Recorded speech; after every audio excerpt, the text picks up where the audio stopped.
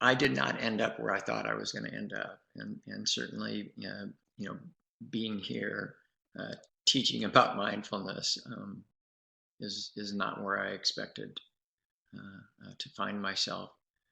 Um, the way that I got into this piece of work, I think, is that I had something happening to me in session when I was early in my career as a therapist that was troubling. And what it was is I'd find myself in the room with a client and I'd be listening. And then I'd have one of these moments, kind of like when you're driving.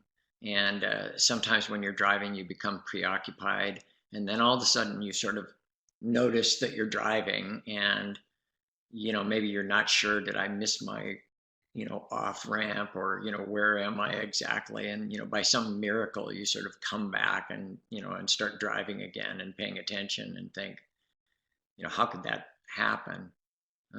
Driving can become really automatic that way.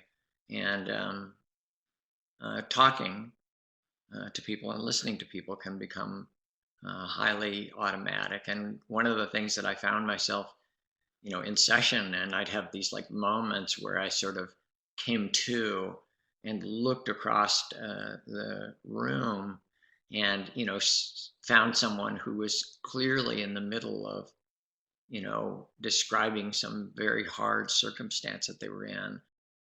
And I would have like no idea what they were talking about.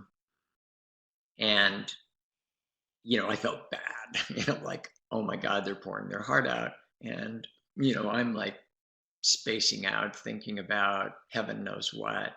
But being pretty socially skillful, I'd sort of nod and and listen for a moment, and I'd find some thread that I could pick up on, and they didn't even notice necessarily, um, but it just seemed sort of wrong, um, because very often they were reporting on a world that didn't listen to them very well, didn't hear what they needed and longed for, and I don't want to be part of that.